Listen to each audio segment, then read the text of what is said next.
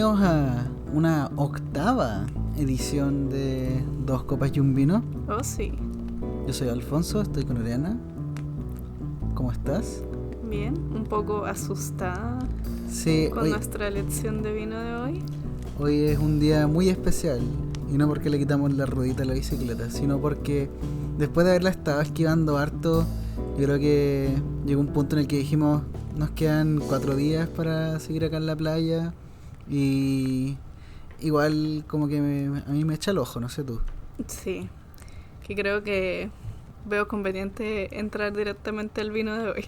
Sí, por eso decidimos cambiar un poco la estructura y contarles que ya habíamos mencionado en capítulos anteriores, tenemos un vino Doña Dominga que fue una apuesta de 2.500 pesos, que ninguno de los dos esperaba encontrar, y estuvimos evitándola, pero hoy día finalmente dijimos ya, démosle, y por ser una cepa tan particular, tan jugada, tan arriesgada, claro, decidimos servirnos las copas y no tomarla hasta que empezáramos a grabar, para dar una reacción directa de cómo fue probarla. Sí, porque por lo general nos tomamos un par de sorbos antes de empezar a grabar.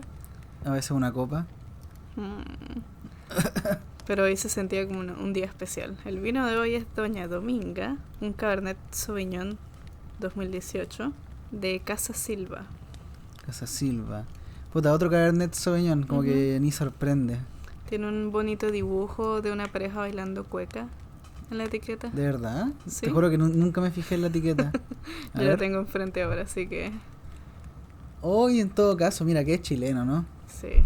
El orgullo nacional, Doña Dominga. Vayan a comprarlo. No, todavía no, por favor. Bueno, pero vamos a convertir esta primera sección del podcast en una mini cata de vino. O sea, yo creo que tú estás más capacitada para dar una opinión con fundamento. Yo solamente puedo decir si es rico o no y si me dan ganas de vomitar. Que eso es algo que estaremos compartiendo, yo creo que en el próximo podcast, si nos hizo vomitar. Sí, de hecho, es parte de toda esta experiencia. Comentar en el siguiente podcast que grabaremos mañana. A ver qué tal es el aftermatch de Doña Dominga. Ya. Pero por ahora vamos a empezar, así que salud. Salud. Mira, malo no está. No, de hecho. Malo no está. Tiene bastante sabor a ciruelas. Sí, de hecho. Y un poco... áspero lo encontré yo. Sí, pero es dulce. No lo sentí ácido ni fuerte. Yo lo sentí un poco con falta de, no sé, como de sabor, de intensidad del sabor. No sé si el cuerpo no hablo idioma viticultor. Pero siento que está medio desabrido, por decirlo así. A ver, le voy a dar una segunda. Yo lo siento bastante suave. Sí, de hecho. Va como bastante suave, como una nota bien frutal. Ay. Oh. Disculpa, ¿qué estudias tú? Cine. Oh. Pero, o sea, no es la gran cosa, sí. Encuentro yo. Que ese es el tema. Yo he probado mucho vino barato acá en Chile. Y cuando uno lo toma es rico. ¿El vino barato? Sí, incluso.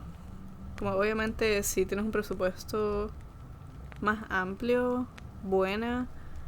Pero si tienes entre 1.500 y 2 lucas... Yo creo que apaña. Sí. Yo creo que más de alguna vez que estemos cagados de plata y veamos esta mierda 2 lucas en el supermercado, van a decir puta ya. Sí, de hecho. Ahora hay que ver qué onda mañana, porque lo que pasa con el vino barato es eso, que sabe rico el día que uno lo toma y al siguiente día viene la parte violenta. Mierda. Así que si mañana despertamos, no sé, a las 6 de la tarde todos vomitados, créanme que lo van a saber. Sí. ¿Sabes cuál es mi tema? Que lo siento tan suavecito que siento que me puedo terminar esta copa rápido. De hecho. Eso es peligroso. Puede ser engañoso. En especial porque se siente que está el alcohol concentrado. Claro.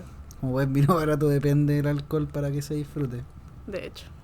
Pero, bueno, por 2.500 pesos, sí. Mejor que un Santa Elena.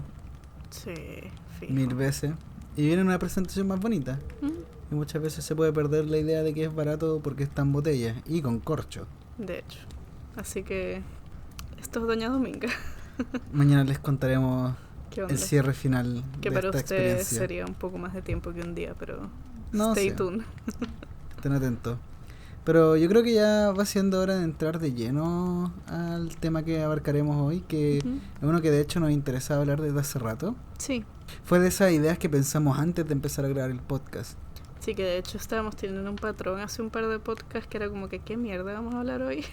Sí, teníamos una lista de posibilidades y de repente era simplemente la que menos paja nos da a hablar. Mm, Sí, pero esta la veníamos pensando y planificando desde hace un tiempo. Que planificando no quiere decir que hayamos investigado antes ni que nos hayamos instaurado, O sea, yo hice mi investigación. pero hace Piola, hace como 15 10 minutos. minutos. Por eso. Pero también, spoiler, vimos una película de Disney que vamos a comentar al final. Ya, Porque quisimos hacer el capítulo más temático y con más sentido que lo otro, donde simplemente hemos metido una película random que fue Sí. porque se nos antojó vernos. así que el podcast de hoy va a ser sobre Disney. ¿Qué podemos decir sobre Disney, Irene? ¿Por dónde quieres empezar? Hay tanto que decir sobre Disney. Yo creo que, por lo menos a mí, lo que me pasó con Disney en particular, obviamente tu apreciación de una compañía cuando tienes 5 años es casi nula.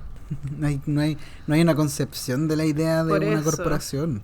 Entonces, un poco el crecer con películas de Disney, como yo creo que casi todos hemos hecho desde cierta generación para acá. Sí, definitivamente.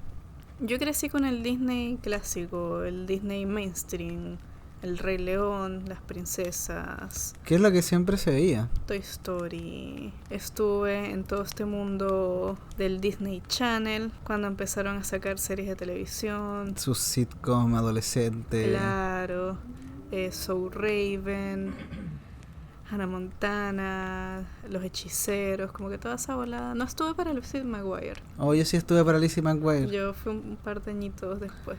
Ah, mira, lo que es la diferencia de edad. Lo que son 4 años nada más. Mira. Pero sí, yo crecí bastante con Disney. Y hubo un momento en particular donde a mí me dio no sé, la mierda como a los 10 años que quería empezar a ver sitcoms de adultos. Y es cuando empecé a ver Friends, Two and a Half Men, Seinfeld. Oh, aguante Seinfeld. Sí. Y como que me alejé de Disney un poco. Y de ciertos años hacia acá he estado bastante desconectada de las películas animadas de Disney. Porque ahora casi todas las películas son de Disney. Así que no Sí. puedo decir que estoy desconectada de las películas de Disney. Sí, por eso. Es complicado ya entrar a territorio corporacional. Sí, pero un poco lo que me ha pasado ahora como adulta revisitando títulos viejos de Disney, viendo cómo ha crecido un poco la compañía, es una apreciación muy distinta. En la parte de estar estudiando cine también. Sí, que de hecho es un factor que nos hace ver desde tantos puntos distintos a lo que antes nos entretenía de una forma súper inocente. Claro. Y si bien yo todavía tengo como un espacio suave en mi corazón para mis Disney, películas favoritas de Disney, porque obvio, todas las tenemos. no sé, un poco lo que se ha convertido la compañía y el nivel de marketing, eso es para mí lo más impresionante.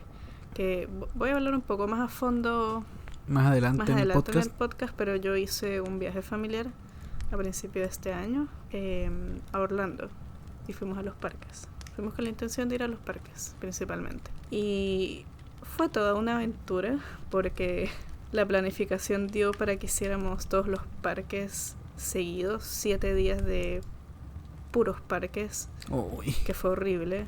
Fue una experiencia bonita sí, porque pero los parques sí son mágicos, pero fue horrible.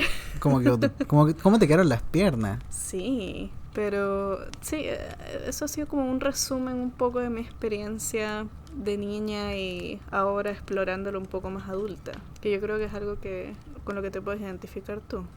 Sí, o sea, hasta cierto punto yo viví una experiencia diferente porque yo crecí en paralelo a Disney. Entonces, si bien llegó una época donde, no sé, yo tenía 13 años Ujú. o más y empecé a despegar un poco de Disney porque seguía bajo un concepto bien infantilizado, pese que tenía algunos títulos bien maduros entre Ujú. medio de su cartelera. Y no sé, dentro de ese periodo empezó a aparecer este spawneo de, no sé, como la ola de películas animadas 3D, Disney Pixar, Ujú. princesas random como Frozen Frozen, o sí. Moana. ese tipo de weas. Y ahí fue cuando yo ya me había desconectado de Disney y simplemente visité esas películas desde un punto de vista más técnico de estudiante de cine, ¿no? Como porque era, ya puta, veamos en qué la cagaron, básicamente. Y mayormente a nivel de historia. Claro. Que pasa un poco, yo los títulos más actuales que he explorado de Disney han sido por mi hermano. Yo tengo un hermano de 8 años. Y puedo destacar un par de títulos buenos y otros que, no sé, simplemente no fueron para mí. Siento que se repetían mucho dentro de su misma fórmula, como lo fue Moana. Sí. Puta que me cargó Moana. Es una película súper mala. La odié muchísimo. Y la encontré aburrida, la encontré fome. Ni siquiera las canciones, que obviamente Disney es muy famoso por su elemento musical dentro de las películas. Uh-huh. Para mí las canciones no eran memorables. Yo solo recuerdo un par porque se convirtieron en memes.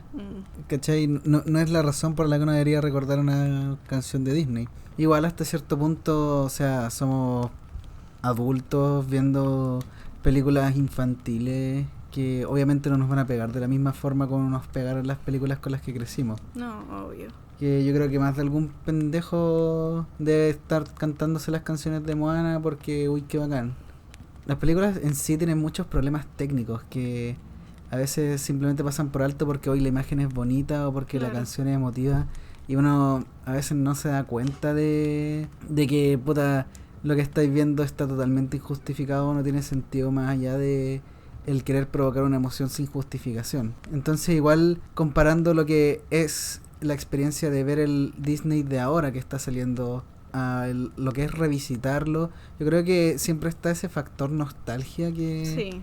juega un poco y, ¿cómo decirlo? Parcializa la visión hasta cierto punto.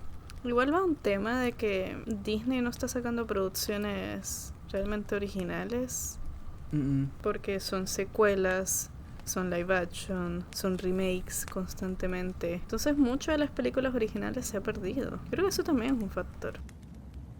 La posibilidad de explotar un público, porque eso es lo que hace una corporación, Claro. finalmente. Ver las posibilidades de conseguir plata. Y puta, si están prefiriendo abordar un público que ya tenían de antes, que hasta cierto punto asegurado, porque todos veneran a Disney y a todos les encanta Disney y a todas las hueonas 20 o más que se juran especiales andan con orejitas de Mickey o que les encanta Disney y no tienen cero noción de qué hay detrás detrás de la corporación en sí. Sí. O de los ideales que implanta la misma compañía. Que es un poco lo que hablábamos cuando hablamos de la Isla del Tesoro. De hecho. El cómo una compañía con tanto talento para explotar lo explota a su conveniencia. Más allá de una libertad creativa está el que quiero mostrar yo, que es entendible a nivel de compañía, pero ¿hasta qué punto realmente se está permitiendo la exploración audiovisual? Es que ese es el tema, ya en el punto en el que estamos creen que ya exploraron todo y simplemente es un negocio. Yo creo que en el momento en el que ya no les queden remakes para hacer, van a hacer secuelas de esos remakes. Claro. Y después de que eso se van a concentrar en, no sé, el universo cinemático de Marvel, o quizás se compren los derechos de Drácula cuando se pongan de moda las películas de vampiros. De nuevo. Que pues también me sorprendería que pasara. Pero al final es cosa de temporadas también. Que hay momentos donde cierto concepto es explotable y se puede manejar y se puede sacar una buena cantidad de material y de plata y de recursos de esa misma idea o de ese mismo concepto. Sí, de hecho, yo no sé, una parte de la investigación que hice me encontré con una noticia que nos dejó a los dos sí, en muy la mal pegado. O sea, somos esclavos durmientes. Porque es que ese es el tema. Yo entiendo lo que son las temporadas y las modas y ahora es trending la nostalgia, pero el dominio, el poder que tiene Disney es inmenso. Define los parámetros del medio también. Por eso. Entonces me encontré con esta noticia cuyo titular dice: Disney jamás ha ganado tanto dinero en taquilla en un año y eso debería preocupar y mucho a Netflix. donde básicamente hablan sobre el lanzamiento de la plataforma streaming de Disney, Disney Plus, Uy, que va a salir en noviembre, si no me equivoco. ¿de este año? Sí, de este año. Uy, queda poco para el fin. Y básicamente esta propuesta va a cagar plataformas streaming como Netflix, Hulu, sí, etcétera. Porque hay mucho contenido de Disney que no solamente son las películas animadas, sino abarca muchísimas compañías productoras, que de hecho les voy a leer una lista en unos minutos. Que por Disney tener los derechos prácticamente deja las plataformas peladas. Claro. O sea, Netflix se va a quedar mayormente con sus trabajos originales y allá sea. Claro. Para dar contexto, el 2016 fue el mejor año taquillero de Disney y recaudó $7.610 millones en todo el año. Y hasta esta fecha, julio, con las películas que han salido este año, Disney ha recaudado $7.670 millones. Ya superó a mitad de año su mejor año en ventas, básicamente. Y todavía quedan muchas películas que están por salir en el resto del año. Y títulos importantes como Frozen 2, Uy, que es una película que se viene esperando desde hace mucho. iba a dejar la cagada. Exacto. Y probablemente la vamos a ver. Yo no he visto Frozen 1. ¿No has visto la 1? No me llamaba la atención. Yo la vi. Vería la 2. Para el podcast. Puede ser. Un capítulo dedicado a Frozen. No. Es que ese es un tema que va también con el hecho de la masificación del poder de Disney, porque como han comprado tanto, prácticamente tienen el potencial capital de todo el medio hasta cierto punto. Que de todo hecho, el medio comercial. Aquí está la lista, empezando por televisión. Son dueños de ESPN, Disney Channel, obviamente, ABC, Freeform, National Geographic, Fox Sports, FX, Fox, el canal de Fox y aparte Fox como distribuidora de películas. Ya. Endemol Shine Group y Star. Después en Film, ¿cómo lo puedo decir? ¿En productora? Claro. Después en productoras tienen a Disney, a Marvel, a Lucasfilm, Pixar, X-Men, Fantastic Four, Star Wars, Deadpool y Avatar. Son como franquicias también. Claro, que tienen. franquicias. Franquicia, ya. Y después en streaming service tienen el 75% de Vantech, 30% en Hulu, 39% en Sky y 30% en Hotstar y Tata, que muchas de esas plataformas no las conozco, pero Disney las tiene. Claro, es para que tengan una noción de la masividad de Disney. De hecho, y un poco también investigando me conseguí una timeline de Disney a nivel de sucesos importantes de negocios, releases de películas y aperturas de parques temáticos o atracciones en dichos parques. La dividen en 4 fases, la primera siendo la construcción del Disneyland original, que fue el único que de hecho conoció Walt Disney, y su primera película, que fue Blancanieves, y bueno, toda esa etapa fue liderada por Disney. Después está la segunda etapa, que fue una etapa de crisis, donde la compañía fue casi comprada por varias compañías importantes, entre esas Coca-Cola. Uy. Pero no tuvieron éxito. Después está la tercera etapa, que es de los 80 al 2004, que es como la etapa dorada de Disney, donde agarra potencia, saca títulos como El Rey León, La Pesadilla antes de Navidad, Beauty and the Beast, Aladdin, todos los títulos más clásicos. ¿Y qué más presente tenemos nosotros? Claro, y después está el presente. Y si tú lees la cronología del presente, que es del 2005 hasta 2019, es Disney adquirió constantemente, adquirió Marvel, adquirió Fox, adquirió esta otra compañía, hizo un contrato de convenio con X distribuidora, compró tal resort, o sea, es constantemente compra. Adquisición, generación de bienes, generación de posibles. Y cierra esta cronología con el lanzamiento de Disney Plus. Que hasta ahora sería la última gran movida de Disney. Claro, la más reciente. Si es que no hacen ninguna antes de sacar esa plataforma. de hecho. Entonces el dominio que tiene para mí fue muy impresionante cuando fui en estas vacaciones familiares. Porque claro, tú sabes que un poco el atractivo de Orlando es Disney. Sí. Pero no entiendes a qué capacidades hasta que estás ahí. Cuando tú vas hacia los parques, hay un punto donde la carretera, la autopista, deja de ser autopista de Orlando, sino comienza a ser autopista de Disney. Los letreros cambian, las señalizaciones cambian, son letreros morados con las orejitas de Mickey. Entras como a una ciudad propia.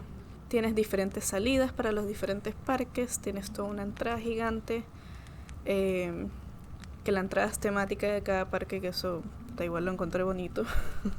Obvio.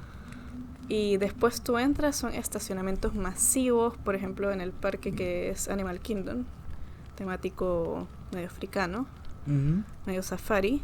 Al lado del estacionamiento hay una laguna gigante de metros y metros y metros, porque sí, porque es decorativa. Porque se puede tener y porque es temático. Claro, entonces es muchísimo terreno, y una vez que tú entras a los parques son interminables, son demasiado grandes. Y el poder de marketing, porque claro, nosotros obviamente hay gastos que son contemplados, obviamente tú sabes que vas a gastar dentro del parque, pero íbamos con una noción de vamos a llevar nuestras mochilas empacadas de snacks como para hacer una sola comida en el parque, una comida fuerte, un almuerzo. Claro. Porque era estar desde las 8 de la mañana hasta las 9, 10 de la noche en el parque. Entonces era tener la mochila full de snacks y mi mamá decirnos como que, oye, los recuerdos los vamos a comprar en los outlets, porque hay outlets de Disney. ¿Dentro del mismo parque? No. ¿No? Fuera del parque. Fuera del parque ya. hay como centros comerciales que son puros outlets de... pero en el mismo terreno como el Imperio Disney. No. Ah, no. Es Orlando. Ya. Fuera de la ciudad Disney. Ya. Habían centros comerciales outlet donde todo está con ofertas o rebajados. Y habían outlets específicamente para Disney. No, me sorprende. Entonces era como que solamente vamos a comprar cosas en los outlets. ¿Ok? Ya, ok. Pero una vez que tú estás dentro del parque, el nivel de marketing, el dominio, como te venden la fantasía, porque yo describí un poco la experiencia como de altos y bajos. Obviamente tú llegas a primera hora y es muy emocionante, y los parques son bellísimos, son preciosos. Te venden la fantasía. Y después hay un bajón de que ya llevas un par de horas, de que tienes un poco de hambre, de que hiciste una fila de 2 horas para una atracción. Uy. Y después hay un high en la tarde y después se baja de nuevo y después ves el show nocturno. Yo lloré con 2 shows nocturnos en los parques porque son muy emocionantes. Te venden la fantasía. Te venden las emociones, te venden... Claro, y te pegan en la niñez, toda la nostalgia. Y los shows nocturnos eran era básicamente un cuento visual, historia cinematográfica de Disney. Entonces es bien intenso. Y el movimiento de marketing, tú puedes ir súper duro, recto, de que vas a tener cierta cantidad de gastos y no vas a gastar en merchandising, souvenirs y todo ese tipo de cosas, pero es muy difícil no caer, porque sabe cómo atacar a cada público diferente que haya crecido, sea fanático de Disney.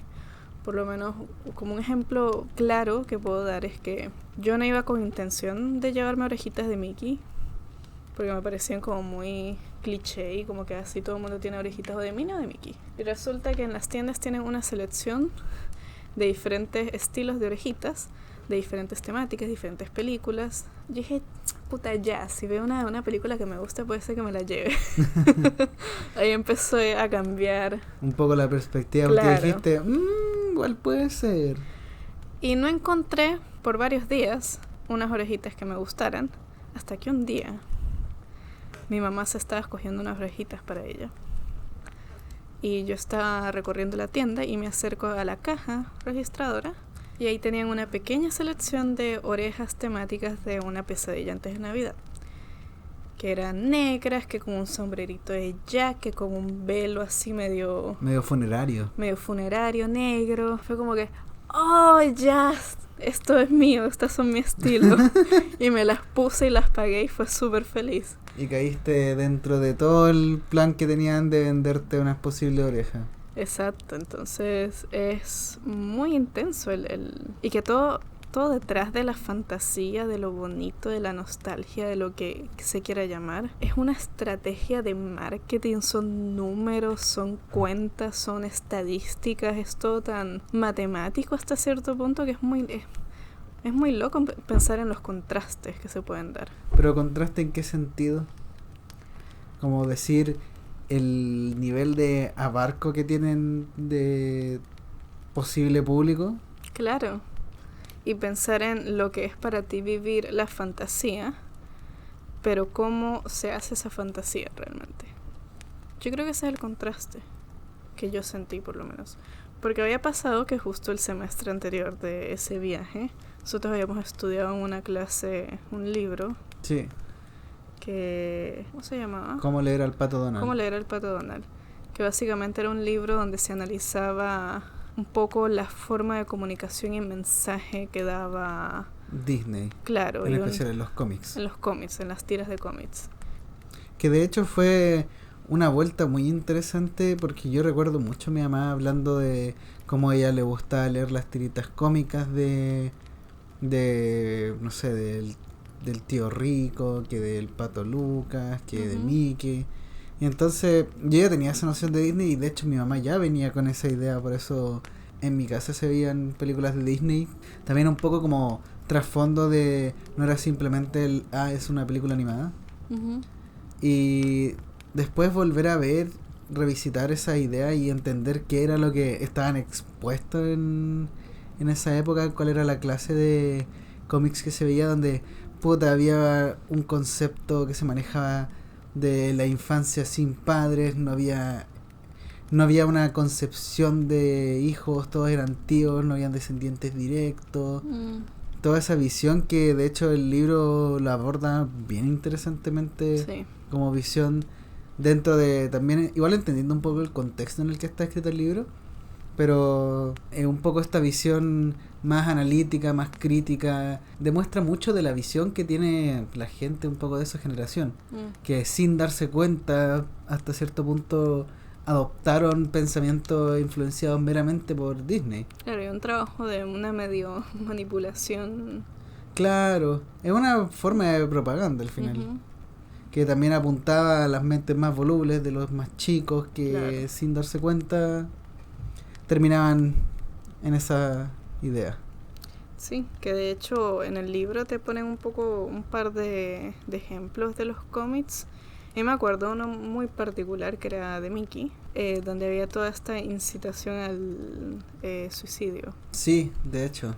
Donde Minnie le monta los cuernos a Mickey y Mickey va en toda esta quest de un día buscando la forma de suicidarse, básicamente. Y se le ponen obstáculos, no lo puede hacer, que no se puede colgar, que no se puede disparar. Un montón de situaciones así, él está constantemente como que, ¿cuándo va a terminar este día? Y es todo el cómic así. Bien deprimente, bien crudo. Obvio. No son sutiles. No para nada. Son referencias, no son simbolismos, son directo. Que hasta cierto punto son ideas que, porque las abordamos desde que somos pequeños, están normalizadas. Claro. Son experiencias o pensamientos que, porque hemos crecido en torno a eso, se considera natural. De hecho. Y parte de uno. Que una vez me fui medio en una volada teoría conspirativa, donde vi una teoría conspirativa en YouTube. Obvio, ¿dónde más? Obvio. ¿Qué otra fuente más confiable? Donde... Pero igual hacía sentido, un poquito. Donde exponían caricaturas y tiras cómicas de Disney y de otras compañías, donde empezaban a hacer una preparación, o lo llamaban así, una preparación psicológica de las mentes de los jóvenes a sucesos que iban a ocurrir importantes en la historia, como las Torres Gemelas. Hay muchos ejemplos de caricaturas de los 80, de los 70, de los 90, depictando el la caída del suceso. World Trade Center. Exacto. Sí. Entonces, Un poco esta idea también de cómo las caricaturas predicen cosas, como ese claro, meme constante de que, ay, los Simpsons predijeron el futuro de nuevo con la elección de Donald Trump. Y si en verdad está todo planeado. conspiracy theory. Podcast de conspiraciones. Pero es una teoría nomás, pero si tú te pones a ver los ejemplos y habían unos que eran muy sutiles, otros que eran bien directos y obvios, que un poco te hace pensar, porque todo va de la mano al final del día, todo es una propaganda, todo es una compañía, todo es marketing, todo es números. Toda una influencia y generar una necesidad para después producir. De hecho. Que finalmente es el interés principal de una corporación, o sea, hacer plata y ganar plata. Y ese es el tema, porque según tengo entendido, la idea es ganar plata gastando lo menos posible, generar la mayor cantidad de ganancia. Que por eso un poco la forma de hacer películas mainstream ahora. Que se valen de un guión que ya está escrito. Claro, o se valen de puro efecto especial, computadora. Como esa foto que habíamos visto una foto en Instagram donde decían, no sé, creo que era como Christopher Nolan explotó un edificio para grabar El Caballero de la Noche. Sí. Y mostraron una producción de Marvel donde estaba un tipo sentado frente a una pantalla azul fingiendo que estaba conduciendo un autobús. O sea, ¿hasta qué punto está llegando también el poder de la tecnología? Sí, por en ese eso. sentido. Y es un abuso de un medio barato, porque obviamente es más barato contratar a un tipo seco en CGI. Claro, y que te cree un autobús o lo que sea. Claro, que explotar un edificio como lo hizo Nolan, pero Nolan es seco. Sí, Nolan tiene permiso para hacer esa wea. Exacto, que de hecho yo vi un poco una controversia porque van a sacar una película del musical de Cats. Ay, sí la vi, la CGI asquerosa. Horrible. Sí, es terrible, es peor que la de la película de Sonic. Yo sigo una chica en Instagram, en YouTube, que hace SFX Makeup, porque me llama la atención. Ella se mandó todo un rant en Instagram al respecto, donde ponía ejemplos de la obra de teatro Cats y el trabajo de efectos especiales con maquillaje y con vestuario que hacían para la obra, y un poco diciendo cómo se puede hacer esto para una obra de teatro y no puedes hacerlo para una película, o al menos hacer una combinación Sí, de por ambas, eso. hacer ciertas caracterizaciones de personaje a través de maquillaje y efecto especial de maquillaje, Y después retocarlas o claro, complementarlas. añadirle un toque a través De la CGI. Exacto. Sí, es que por eso es un abuso de un medio fácil de explotar nomás. Exacto, entonces otra noticia que vi, por lo menos con respecto al Rey León, que es uno de los lanzamientos más recientes de Disney, es que hay una sola toma que fue grabada en África. Que es la toma de la secuencia inicial. Claro, cuando se están todos reuniendo a la Roca del Rey para Ver a Simba. ver a Simba. El resto es totalmente computadora. Qué aterrador. Imagínate lo que nos pueden llegar a hacer creer con ese nivel de tecnología. Por eso, y Es eso peligroso. es un medio barato. Y tú ves los números que están entregando en la taquilla una película como El Rey León y tú dices, la ganancia es Estúpida. estúpida. Es mucha plata. Aparte hay una concepción muy errónea de que todas las personas que trabajan en este tipo de película ganan bien. No. No. Hay ciertos personajes, cierta cantidad de números que se llevan un buen porcentaje de la película, pero en su mayoría la cantidad de gente que requiere hacer esta película, hay muchos que terminan muy cagados y muy mal pagados porque Obvio que les importa una mierda puta, así pagarle. funciona el medio. Entonces los números son gigantes, que de hecho eso hablaba un poco en el artículo que leí, porque se habla de que aunque la plataforma Disney Plus tiene un potencial enorme, están previstas pérdidas de dinero, porque obviamente ya va a perder el estar en otras plataformas que están establecidas. Claro. Y está empezando de cero. Se previene una pérdida de hasta $4 millones. Que en Pero facción Disney es nada. por eso, entonces si bien es mucho dinero, teniendo en cuenta las cifras que ya maneja Disney, no es una apuesta arriesgada, Para es nada. una inversión chica realmente. Y a corto plazo, porque en el momento en el que la gente diga, oh, en Netflix ya no está las películas de Disney, Ujú. y van a querer consumirla y le van a querer poner las películas de Disney a los cabros chicos para que no Claro. hueven, les van a comprar la suscripción de... ¿Cuánto era? Como... No, todavía no han anunciado precios. Ah, ¿no hay precio? No, pero ¿No era como 4.000 pesos? Una cosa así? no, esa es la suscripción premium Ah, no, de espérate, YouTube. esa es la suscripción premium de YouTube, perdón, es que estoy con una... Inception de proyectos. Ups, sí, me confundí con otra idea, perdón. Sí, pero es un riesgo que va a ocurrir en la industria. Por lo menos en el artículo también exponían el hecho de que Netflix ya de por sí está perdiendo grandes números de suscriptores. Y para suplantar eso están subiendo las tarifas, que eso va a detonar en más suscriptores yéndose si es que tienen otras plataformas Claro. que les acomode. Porque también, o sea, la cantidad de contenido que se va a sacar de Netflix y otras plataformas de Disney va a ser mucho, porque no es solamente lo animado y lo Pixar, es Marvel, son producciones de Fox, es mucha mierda.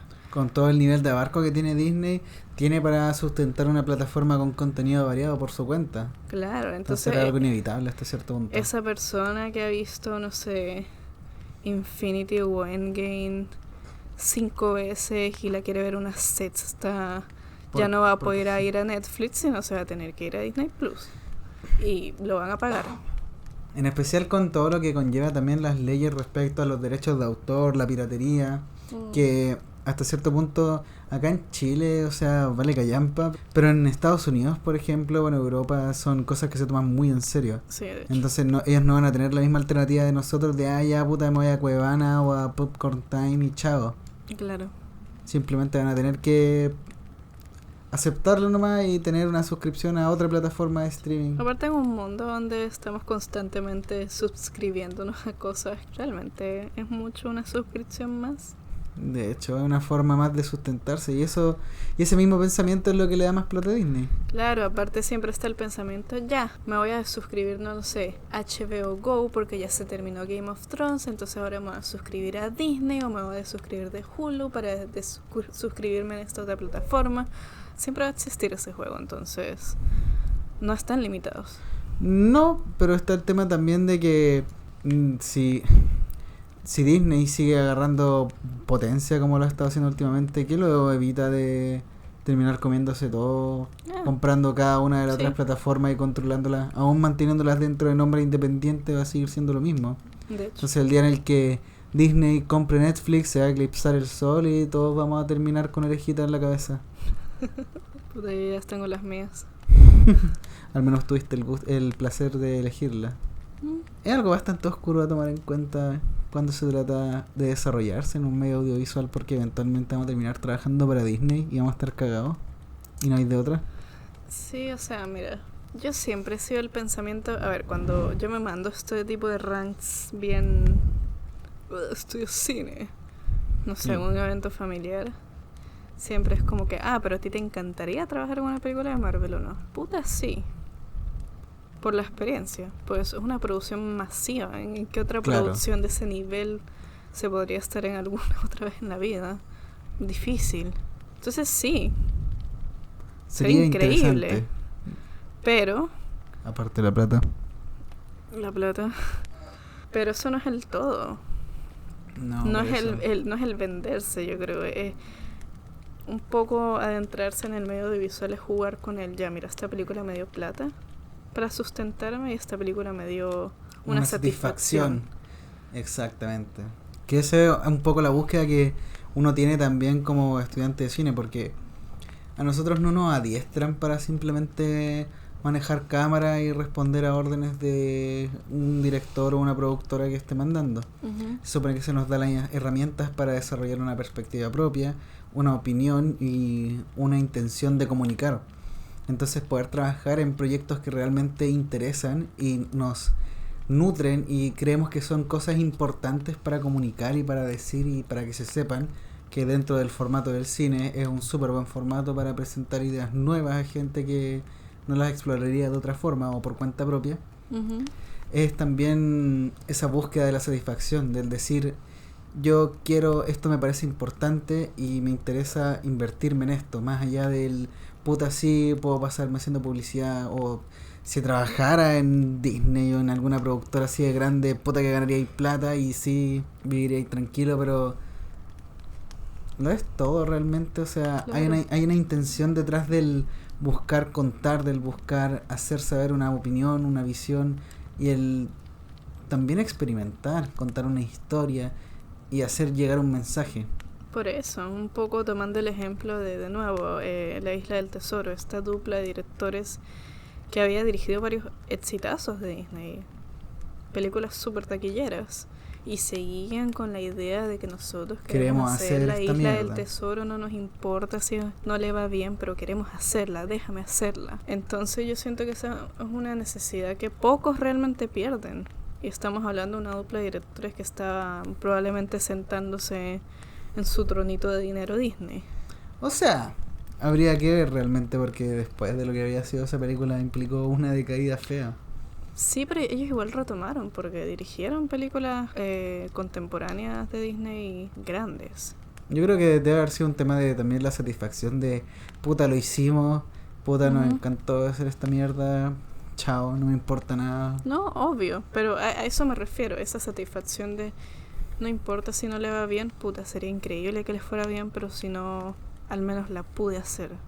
Esto tiene mi nombre y me gusta, Y es importante que la gente lo vea. claro. Entonces, un poco por ese lado también es importante tener la perspectiva de alguien que se está desarrollando en el medio y tener la mente abierta a lo que implica también otras plataformas u otros medios más allá del cine. Si bien vamos a estar eventualmente todos esclavizados por Disney, yo creo que da para más opciones, da para explorar otros formatos y da para experimentar también. Sí, de hecho, que yo creo que pasa un poco con ciertos, no sé, profesores de la escuela, que son más mañosos, un poco más vieja escuela, Uy, que no les interesa involucrarse en nuevos formatos, pero yo creo que va a ser inevitable. es que así lo fue. Igual lo mismo se pensaba de la televisión cuando apareció y Obvio. lo que implicaba en el cine. Ambos medios siguieron desarrollándose simultáneamente. Ahora, puta, hablar de streaming y de televisión también es otro tema. Yo creo que la televisión va a sufrir una transformación con el Ujú. tiempo en el tipo de contenido que va a haber en televisión abierta, pero se va a mantener, y de la misma forma que se mantuvo el cine y de la misma forma que se va a mantener cada medio independiente. Claro. No va a ser una sucesión ni una supresión, simplemente va a ser un crecimiento que quizás un medio va a predominar más que el otro. Por eso mismo dicen que el cine está muriendo por Netflix, el ir al cine a ver una película. Pero realmente están así, o sea, siempre va a haber gente interesada. Pero el tema es los números. No, obvio. Por eso siempre, como tú misma dijiste antes, va a haber como un alto, después un bajo, donde me suscribo a esto. Este No, tiempo va a sí. estar el cine, después va a estar Netflix, después van a estar, no sé, cualquier otro medio audiovisual que aparezca y que predomine en la sociedad. Claro, yo creo que el tema es más que se siente tan predecible, pero a la vez impredecible, como medio nublado, que no sé, realmente no sé qué esperar. Yo creo que es simplemente sentarse a esperar y ver, porque no vamos a cambiar el destino del mundo No, para nada. Y menos sentados acá. tomando vino de 2500 con nuestras 8... No, novena. No, con son, espérate, 1, 3, 2, 6, 3. 7, 8. Con nuestra novena botella, que es un vino de 2500, no vamos a cambiar el mundo sentado acá simplemente hablando. No, pero nosotros decidimos hablar porque sí. Porque nos parece importante. Y si al menos una de las 3 personas que escucha este podcast de verdad le parece importante lo que estamos y le da para reflexionar y le da para comentar, eso es lo que importa para nosotros. Yo me doy por satisfecha con eso. Con simplemente saber de que iniciamos una conversación. Porque es difícil iniciar una conversación hoy día. En especial con temas como la sensibilidad y el cómo se abordan ciertas temáticas, puede ser muy complicado. Sí. Entonces, dar estas instancias como más abiertas de simple expresión y de recepción, yo creo que es un buen espacio para entender y conocer nuevas perspectivas, como tú me habías dicho una vez también respecto a los podcasts. Sí, de hecho. A mí me gusta seguir una variedad bastante exótica de podcasts, porque siento que todos van por un lado distinto y todos aportan algo distinto. Y te da como una sensación bien redonda, bien completa. Entretenido. Sí, de hecho. Son medios para explorar, para entender y conocer. Así que, puta, si algo podemos decir realmente es que es importante conocer perspectivas distintas, conocer situaciones que se están dando y, puta, compartir una opinión es importante. Compartir una opinión sana, no claro. Irte por lo tóxico de mandar un montón de hate tweets a la cuenta de Twitter de Disney porque Scar no se ve como el Scar de la película original. Claro. No estás haciendo nada ahí. No, por es eso. como, también entrevista investigando. Sí, sí, Leí, esa noticia fue tan ridícula. Leí una noticia que el titular dice así. Me llamó mucho la atención, lo quiero compartir. Mamá enojada propone que los millennials sin hijos sean prohibidos de Disney World.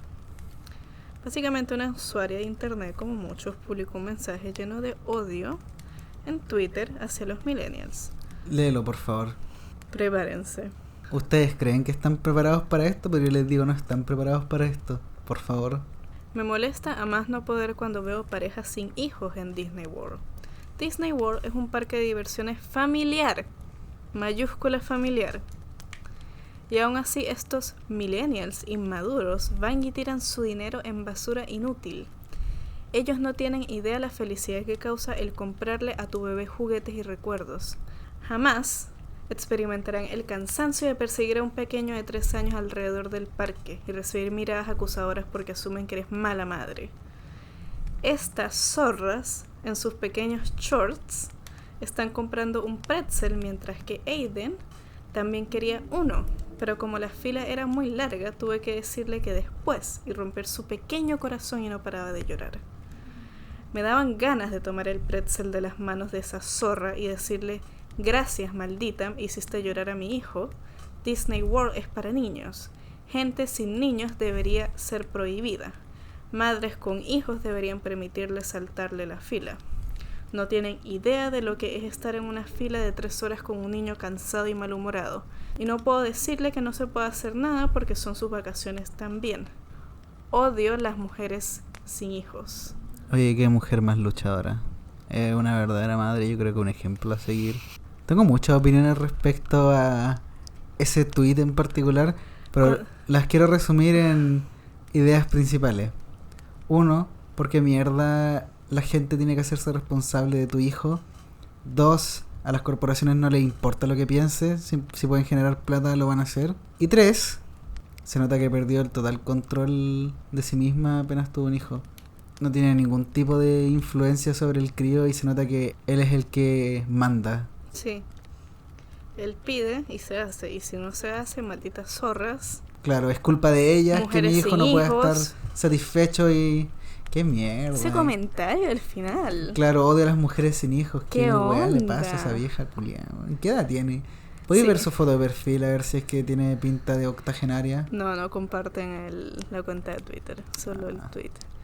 Sí, de hecho, bueno, yo te hice un comentario como que hubo una época donde era casi una obligación tener hijos. Ahora es una elección. Tú elegiste tener un hijo y llevarlo a los 3 años a Disney. Encuentro que es una horrible edad de hecho, para llevar un niño, porque nosotros fuimos con mi hermano en su momento de 7 años y fue horrible. Imagínate un niño de 3 que requiere como el cuádruple de cuidados y atención. ¡Qué horrible! Entonces, ¿qué onda con esa mujer? Fue tan estúpido. Ridículo como que me dio una risa un poco cruel por pensar, ya, no podéis ser tan weón, pero no era en serio. Tanto. Y era en serio, y hay gente que realmente cree y piensa de esa forma, entonces como, ¿por qué? O sea, no se llega a ninguna parte así. Un comentario un poco ridículo, un poco irónico que simplemente nos encontramos por ahí. Sí, de hecho. Me senté a hacer una investigación seria para el podcast y de los primeros títulos que me apareció fue así, fue como que ya, ok, déjame desviarme un poco. Clickbait. Qué estupidez, pero Sí, fue... esa es la sociedad donde vivimos. We live in a society. Pero yo creo que ya podemos ir cerrando un poco el tema de Disney. Ya saben, eventualmente todos vamos a tener orejita. Pero ahora, para cerrar Disney y continuar con Disney, vamos a hablar de la película que vimos hoy día. ¿Te parece bien? Sí, démosle. La película que vimos hoy. ¿Qué película vimos hoy, Orena? Atlantis, el Imperio Perdido. Mira, yo quiero partir hablando porque yo fui el que trajo la película. Sí, dale. Y quiero expresar, yo tengo una fuerte sensación también, sí, de la nostalgia. Esta fue una película que a mí me encantó de niño, que yo disfruté y... Puta, uno tiene esa maña de ver la misma película como 500 veces cuando eres chico. Yo caí en esa categoría con Atlantis. Y yo te lo expresé un poco al principio, pero quiero retomar la misma idea. Tener esa noción de lo que fue experimentar de pequeño la película. Saltarse una cantidad, no sé, unos 12, 13, 14 años de repente... para poder revisitarla y ya puta teniendo una noción de estudiar cine y estar en segundo año. Y de ser adulto. Y de ser adulto también, el poder abordar una temática madura. A mí esta película me sorprendió. Yo la disfrutaba mucho. Era muy divertida, me gustaba la temática, me gustaba la estética. Desde chico me gustó la bola de steampunk y un poco la ciencia ficción que se maneja dentro de esta historia, que hasta un momento me hizo pensar en Aliens.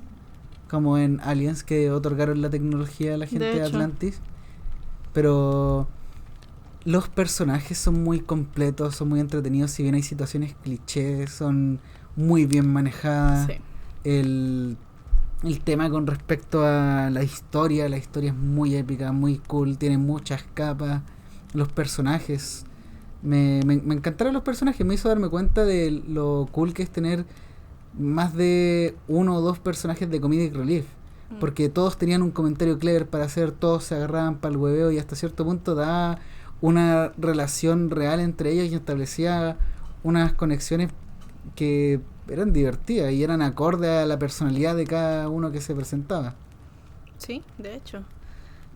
Yo nunca había visto la película. Cuando la empecé a ver me di cuenta que reconocí el personaje principal. Milo Touch. Sí. Pero a mí me encantó la película. La encontré muy buena, muy entretenida. Me gustó mucho el trabajo de personajes porque yo no sentí que habían personajes de relleno. Como que fue lo que pasó en Planeta del Tesoro, donde el viejo perro era simplemente un plot device, alguien que hacía progresar la historia. Yo encontré que en esta película todos los personajes eran súper bien justificados, estaban bien construidos. Sentí que si bien muchos personajes caían dentro de un estereotipo, se rompía dentro del mismo estereotipo. De hecho. Porque me pasaba, no sé, hay un personaje que es una jovencita latina, y si bien está toda esta caracterización bien típica latina. De la mujer ruda. Claro, pero también un poco exploran su lado sensible y su lado familiar y su lado de compañerismo y como que... Claro, cómo son las relaciones que se establecen. Exacto. Cada personaje tiene personalidades. Tiene muchas capas. Sí. Y eso lo encontré muy entretenido. También el hecho de que ni siquiera lo había pensado como la latina mujer ruda, sino también está esta caracterización de la latina como mujer de concurso de belleza. Y tener un personaje que era seca en la mecánica, que era bien como con los chicos. Claro. Pero eso no le restaba su propia feminidad. Exacto. Ni su identidad. Eso lo encontré muy bueno. Y otro de los aspectos bien latinos que se puede decir que exploran con ella era la fraternidad, toda esta relación con la familia. Claro. Que es un concepto que siempre se plantea en las películas sobre, en especial los mexicanos. Yo creo que por toda esta cultura de la muerte y... Sí, de hecho. Pero por ese lado, sí. Bien. Y esto es un ejemplo, pasaba mucho con el personaje de Milo, porque si bien caía en el cliché del chico medio nerd, de que con los libros siempre, que los lentes grandes, igual tenía todo un trasfondo de por qué esa construcción. Claro. ¿Cuál era su verdadera motivación? No era simplemente un gusano de libros, siempre era iba más allá de eso, iba una motivación personal, emocional, familiar. De hecho, que eso fue algo muy importante dentro de lo que es la construcción del personaje y de la construcción de la historia. Sí. Porque es compartir y nuevamente hablando con respecto a las figuras paternas. De hecho. En lo que es lo que son las películas. Porque dentro de lo que es el contexto, al personaje de Milo se le habían muerto sus papás y había sido adoptado por el abuelo, que él lo cuidó, y él fue su figura paterna. Y yo creo que hasta cierto punto define un poco el paralelo entre lo que le podría haber pasado estando solo, o lo que le podría haber pasado habiendo estado solamente con un padre, o Exacto. si lo hubiera agarrado cualquier otra persona. Entonces hay un lazo establecido muy potente entre ambos que se mantiene y se justifica a lo largo de toda la historia. Y entrando un poco más en la historia, está este contraste de esta sociedad, esta población de Atlantis tan apegada a su cultura, que hasta cierto punto ese apego los hizo estancarse dentro de una evolución. Claro. Y después está el contraste de todos estos personajes de la civilización. De la gente de la superficie prácticamente. Claro, que en este afán de seguir evolucionando y seguir creciendo, comillas, se pasa por encima todo el aspecto cultural, todo el aspecto de preservación y de entendimiento, claro, y de apreciación, de como todo esto que define una cultura. Están dispuestos a pasárselo por encima por un hecho de seguir generando plata o tener un estatus importante. Que yo creo que esta película hace un paralelo bien interesante a lo que fue el colonialismo. De hecho, sí. Todo lo que fue la interacción de los colonos con los indígenas. Simplemente que aquí the tables have turned en los indígenas o esta sociedad un poco más retrógrada tienen una tecnología y un poder mucho más fuerte. Claro, y logran vencerlos y quedan un final feliz. Bien Disney. Bien Disney, sí. Pero un final feliz merecido. Sí. De hecho, la película es súper cruda en varios aspectos. Muestran personajes muriendo constantemente. Que si bien no te los muestran directamente, siempre es como van en el auto dos tipos y el auto explota. O sea, ¿qué más vaya a pensar en ese punto? O si es que, no sé, lo agarra la langosta gigante que era el Leviatán. O si es que se caen a la lava. O sea, es obvio. ¿Qué más queda? Claro. No hay que ser tonto. Y yo siento que eso fue un aspecto que es muy curioso dentro de las películas de Disney. Tú sabes que la película de Atlantis fue la primera que mostró sangre de la... ¿En serio? Sí. Si no me equivoco, fue de las primeras, o es de las... Bueno, pero es de las pocas películas de Disney que muestran sangre. Qué intenso. Y una película del año 2001, o sea... Sí. Tiene 18 años encima y se mantiene como ya nadie. Es legal. Yo creo que hasta cierto... Estúpida. Perdón, continúa. Yo creo que hasta cierto punto el hecho de haberla convertido en una historia de época la hace simplemente, como no sé cuál es la palabra en español, pero timeless. Sí. Onda, de verdad se puede ver en cualquier momento y se va a poder apreciar porque es un fragmento de un contexto histórico, de una realidad. Yo me cuestionaba un poco la idea detrás de lo que era el explorador. Este personaje que era acaudalado e invertía su plata en explorar, en conocer cultura. Toda esta idea detrás de... un poco el ensueño de lo que es el explorador. Y suena bastante cool. Sí, de hecho. Siempre está esa frase de puta, nosotros nacimos muy tarde para explorar la Tierra y muy pronto para explorar el espacio.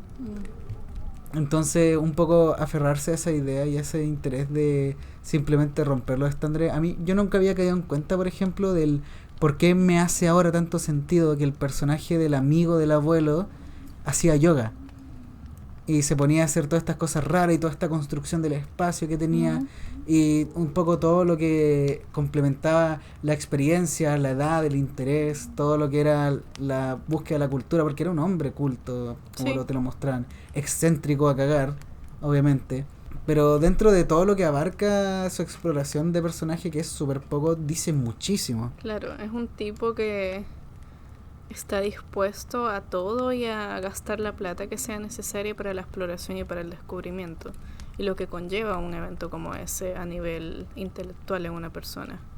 Entonces él un poco despedir al personaje de Milo con el disfrútalo, esto es una experiencia única, encuentra lo que tienes que encontrar, como que ese tipo de interacción. de interacción. De alguien que entiende la visión que tiene Milo. Exacto. Y que de es hecho, algo que no comparte con otros personajes realmente. Sí, que ese es el contraste que se presenta después, que es bien triste en ese sentido. Ujú. Que hasta cierto punto me gusta la idea de hacer un paralelo entre ese viejo y el perro de Planeta del Tesoro, porque el otro simplemente pagó la plata y dijo, ya esta es una oportunidad para mí de salir de acá. Ujú. Y hacer algo interesante. Claro, y no había nada más aparte de eso. Claro. En cambio este personaje del viejito, que no me acuerdo cómo se llama, tenía una intención más allá de cumplir una promesa que le había hecho al difunto abuelo y todo este tema. También hay un interés del descubrimiento De hecho. y del conocer y de explorar. Y yo creo que, al menos para mí, esta película jugó un factor de, no sé, una catarsis sobre debería explorar más, debería conocer más, deber experimentar distintas cosas y una búsqueda de un conocimiento y de experiencias para ampliar la perspectiva de cada uno. De hecho. Que eso es algo que siento que va a detonar en varios aspectos más adelante. Yo creo que es una idea para explorar y puta, yo recomendaría un poco lo mismo, si bien no he empezado, o sea, vimos la película hace 2 horas. 2 horas, pero creo que es una reflexión que me gustaría se quedara conmigo. Sí. Y también me interesa compartirla, dar a entender un poco lo que es una reexploración, un redescubrimiento. Muchas veces nos sentimos estancados y a veces... No sabemos por qué. Y puede ser nuestro mismo entorno, nuestra misma forma de vida, nuestro mismo espectro de conocimiento y de experiencia lo que nos limitan. Entonces, un poco se genera esta obsesión del redescubrir y del reexplorar y de conocer y de buscar y de entender. Que si bien, puta, no tenemos todos la plata de financiar Mandarnos un una viaje, expedición. claro, y ir a descubrir una ciudad perdida, sí podemos hacerlo de otra forma. Podemos explorar como lo son los medios audiovisuales. Buscar un documental, ver alguna película que cuente algo, ir a algún restaurante distinto, no sé, buscar una receta. Comer algo distinto. Claro, siempre hay algo que se puede hacer y siempre hay algo que se puede averiguar. Sí, totalmente. Y yo creo que es un ejercicio del que deberíamos ser más conscientes hacer. Definitivamente. Ujú. ¿Algo más que decir respecto a la película? Yo quiero destacar un punto que quizás no es tan relevante, pero a mí me llamó la atención, el dibujo de la animación. Ay, sí, de hecho. Porque a veces en ciertas partes de la película quizás la pensaba un poco si realmente era una película de Disney. Por cómo se presenta la historia, cómo se presentan los personajes, pero también muy a nivel estético, el dibujo de los personajes. Está el personaje de Milo, que era bien personaje Disney, como esa construcción, caracterización. Caracterización de lo que es el dibujo del personaje clásico de Disney. Pero después habían otras animaciones, otros personajes que se veía bastante como caricatura cómic. De hecho. Que eso me hacía bastante contraste. Y después había, no sé, toda esta cultura de Atlantis. Tenía un dibujo distinto que no era tal cual Disney clásico, pero sí era referente a otros títulos de Disney como Cusco, el emperador, claro, también Pocahontas. Entonces eso yo lo encontré bastante interesante y me tuvo ahí un solo diseño de personaje que a mí me saltó mucho. Sí, que de hecho me lo comentaste y a mí también me saltó. Y me saltaba cuando chico. Yo no me daba cuenta, pero... Porque es esta suerte de personaje alta, rubia, como Femme Fatale rusa. Sí, de hecho. Que tiene un dibujo bastante... como bastante Batman. De hecho. En todo caso. Con los ojos finos, con los rasgos delicados, sí. Pero con una animación, con unos movimientos bien fuertes y con esta sensualidad que no cae en lo erótico, pero sigue siendo como característico, claro. Y ese es el tema, porque es muy cool ver a ese personaje, no sé, vos presentarse como una mujer exótica, erótica, que te seduce y que busca atraer a Milo, para después mostrarla como una persona ejecutiva, profesional. Claro, como una guerrera, como... Claro, y después explorar todo este lado explorativo y de mercenaria y ver toda esta estas distintas capas, distintas facetas de los personajes, que es algo que no se ve en cualquier película de Disney. No. Explorar tantos personajes en diferentes facetas en una película 1 hora y media, obviamente hecha en su mayoría para niños, donde tienes que tenerlos ahí, no puedes hacer que pierdan la atención porque si no van a cagar, no van a ver la película. Claro, si no, no les va a interesar y no van a dar plata. Exacto, es un juego interesante a balancear y un reto, encuentro yo. Que de hecho, como ya había mencionado antes, casi todos los personajes servían de comedic relief.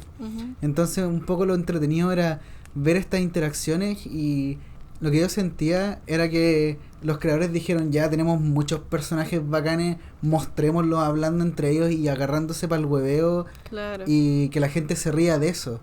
Y aún en los momentos serios conservan esos elementos, porque no son simplemente el chiste, son personajes que tienen relaciones establecidas, porque desde el principio te plantean que es una, ¿cómo decirlo?, una tripulación que se conoce, son Exacto. gente que ha interactuado antes, entonces ya tienen lazos, se conocen Como entre ellos y bien sus de- diálogos lo demuestran, Es como bien de camarada. de hecho. Entonces se comparten esa instancia, y ver al personaje Milo introducido a todo un grupo de gente que se conoce, Sí. y ver la interacción entre ellos, porque básicamente vemos todo desde el punto de vista de él. Compartimos sus expectativas desde la escena 2, porque la 1 es toda una secuencia flashback. Desde la escena 2, cuando él está hablando, ensayando su discurso y su presentación para los fondos de la expedición, ya estamos con él, y es él al que seguimos. Y desde un principio lo acompañamos con este afán de verlo tener éxito, porque nos parece un personaje tierno al final. Es un poco excéntrico, un poco ridículo, es un poco torpe. Tonto. Pero se nota que sabe y es apasionado y Sí. le interesa. Y Tiene buenas intenciones. claro, a él le interesa el explorar, le interesa conocer cultura, descubrir y cumplir el sueño de su abuelo. Entonces hay tanto que apreciar de esta película que a mí me hizo cuestionarme hasta cierto punto por qué de chico me llamaban la atención estas películas más que, no sé, que La Bella y la Bestia, Claro. o que, no sé, El Jorobado de Notre Dame, que en la nota personal, a mí me carga El Jorobado de Notre Dame, la encuentro súper fome la película. Pero, ¿por qué estas películas me llamaban la atención más que otras? Que de hecho eso lo discutimos un poco antes de empezar el podcast y yo creo que es muy influenciado por tu papá. De que hecho, vamos a tener a tu papá en el podcast yo también algún día. quiero tenerlo algún día acá. Mi papá es un cinéfilo, Es muy culto, muy inteligente, conoce mucho muy de muchas apasionado de cosas. las películas. Y yo creo que esa influencia en la casa de tan chico, Hasta cierto punto cae encima, claro, creo que pone también un poco un estándar de calidad. en lo que uno espera ver. Ujú, Y también eso se convierte hasta cierto punto en un filtro. ujú. Entonces, si es mi papá el que me expone a películas, obviamente va a haber cierta influencia en la noción que voy a tener respecto al cine. De hecho. Ya, dando unos detalles finales de la película, quiero compartir los directores porque buen trabajo. Son secos. Que fueron 2 directores, Gary Trousdale y Kirk Wise. Y fue escrita por Tab Murphy. Esta película fue curiosa porque no tuvo buen retorno en la taquilla. Ujú. No perdió plata, pero No ganó mucho claro, para parámetros de Disney. tuvo un presupuesto de 120 millones y tuvo un retorno de 186.1 millón. Como 84 millones fueron solamente de Estados Unidos, entonces tuvo un retorno internacional súper bajo. Que de hecho un poco quiero retomar la idea de los parámetros Disney, ya que se tenía planificado un spin-off, una serie de televisión y una atracción temática En el parque. en uno de los parques. Sí. Y en el momento de que hubo ese retorno, todos esos planes como que se cancelaron bien por debajo de la mesa, bien calladito. Y Aquí no pasó nada. claro, y la secuela, porque tiene una secuela de la película, Que no es tan buena, de hecho. Yo la vi, no me gustó. La calidad de la animación decae mucho y la historia no es muy justificada, en verdad. que yo creo que tampoco está... No la necesitaba. No. No. Y de hecho la sacaron directamente para DVD. Que eso es una buena señal de que tu secuela no le pusieron mucho cariño. Exacto. Así que... Si pensaste que la CGI de la primera Atlantis envejeció mal. Uy, tienes que ver la segunda. Pero bueno, ya para cerrar un poco este podcast, yo creo que hemos explorado varios puntos interesantes y varios parámetros de lo que es Disney. Yo creo que tenemos que manejar un poco la responsabilidad del consumidor, que hasta cierto punto está bien controlada por la influencia de Disney dentro de lo que ha sido las ideas exploradas en este podcast. Pero si con algo quieren quedarse, busquen calidad. No consuman cualquier cosa y prepárense para el día en el que todos tengamos orejitas. Prepárense para el día que Disney Plus se coma Netflix. Uy, sí, porque probablemente va a pasar. Sí. Pero yo creo que ya podemos cerrar el podcast de hoy. Son las 3 de la mañana. Son las 3:10 de la mañana. Para los que nos están escuchando, tenemos el horario ultra cambiado. Sí, nos estamos despertando a las 2 de la tarde y nos estamos acostando 4 de la mañana. Como temprano. Sí. Entonces... No, y de hecho todavía nos queda energía para seguir haciendo cosas. Y por cosas... Nos referimos a jugar Skyrim. ¿Cuándo vamos a hacer el podcast de Skyrim? Hoy no sé, cuando tú quieras. Ya. Pero eso, nosotros nos vamos a ir a jugar a Skyrim. Probablemente nos vamos a tomar el resto de Doña Dominga. Que ahora ya en la segunda copa yo creo que pasa más piola. Yo sigo en la primera. Yo puedo hablar de la segunda copa y... puta, mañana les cuento qué tal me va. Me parece, yo también voy a compartir mi experiencia. Y si no grabáramos podcast mañana, ya podemos por saber algo. por qué, claro. Pero bueno, muchas gracias por acompañarnos en este rato. Síganos en nuestras redes sociales. Vamos a dejar abajo el Instagram. No sé, ¿tendremos alguna otra red social? ¿Un Facebook o algo? ¿O Facebook está muerto? Facebook está muerto. Síganos en Instagram nomás. Ya me parece, síganos en Instagram y ahí vamos a estar informando cuando estemos posteando. Muchas gracias por acompañarnos y que tengan una buena noche, o en nuestro caso, una buena madrugada. Buenas noches. Buenas noches.